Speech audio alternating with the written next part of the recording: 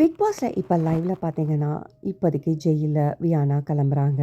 So, இந்த சமயத்தில இந்த வாட்டர் டாஸ்க்ல நடந்த பிரச்சனை, அதுக்கப்புறம் கேமினுக்கு நடந்த பிரச்சனைய பத்தி பேசிட்டு இருக்காங்க ஆதிரை. அதுக்கு பிரவீன் காந்தி அவங்களுக்கு எக்ஸ்பிளைன் பண்றாங்க. ஸோ, இதுலயே இவங்க 2 பேருக்கும் வாக்குவாதம் ஆகிட்டே இருக்கு. அன்னைக்கு கெமி பேசினது தப்பு தான். ஆனா, இப்போ ஒரு விஷயத்துல நீ பண்ணும்போது, அது வேற மாதிரி போகுது அப்படின்னும்போது, இவங்களால அத ஒத்துக்கவே முடியல. பிரவீன் காந்திய புடிச்சுட்டு இவங்க பேசிக்கிட்டே இருக்காங்க. ஆனா, ஆதிரை பொறுத்தவரைக்கும் நீங்க கொஞ்சம் நோட்டீஸ் பண்ணீங்கன்னா, முக்கியமா அன்சில்லையும், லைவ்லயும் அவங்க எல்லார்கிட்டயும் வந்துட்டு கொஸ்டின் கேட்கறதெல்லாம் கரெக்ட்டா இருக்கு. ஆனா, பின்னாடி போய் பேசும்போது அது வேற மாதிரி முடியுது. அவங்க கிட்ட அத அனலைஸ் பண்ணிட்டு மறுபடியும் நல்லா போய் பேசுறாங்க. இது மேபி வந்து டாஸ்க்காக இருக்கலாம். இல்லன்னா கன்டென்ட்டுக்காக கூட இருக்கலான்ற மாதிரி தான் தோணுது. இதே சமயம் பார்த்தீங்கன்னா, பார்வதிக்கு நேத்திக்கு கெமிக்கு நடந்த விஷயம் அவங்களால டைஜஸ்ட்டே பண்ண முடியல போல இருக்கு.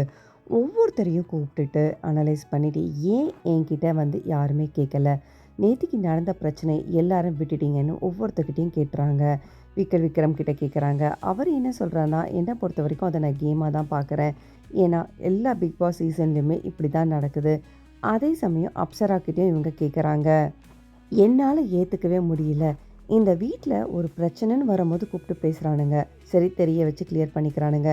வீட்ல கண்ணு முன்னாடி ஒரு பிரச்சனை நடக்குது. அது ஏன் யாருமே கேட்கல. என்னால அது கொஞ்சம் கூட டைஜஸ்டே பண்ண முடியல. அதுக்கு அப்சரா சொல்றாங்க. என்ன கூட தான் ஆதிரே சொன்னா. நான் மேக்கப் போட்டுக்கிட்டே இருக்கேன். ஒரு வேலையும் பண்றதில்ல. எதுவுமே பண்றதில்ல.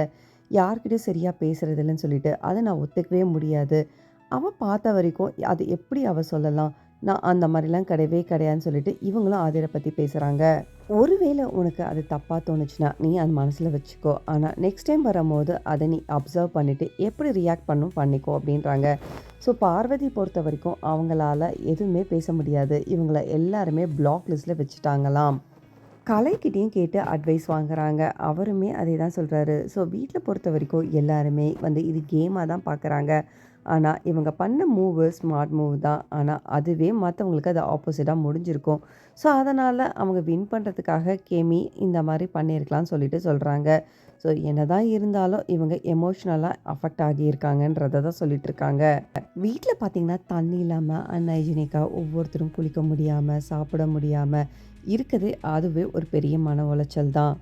இதோட இது முடிச்சா நல்லாயிருக்கும்னு நினைக்கிறவங்க கமெண்ட் செக்ஷன்ல கமெண்ட் பண்ணிட்டு, பிக் பாஸ் தமிழ் 9 அப்டேட்லாம் பார்க்கறதுக்கு என் சேனல மறக்காம சப்ஸ்கிரைப் பண்ணி சப்போர்ட் பண்ணுங்க. தேங்க்ஸ் ஃபார் வாட்சிங் மக்களே!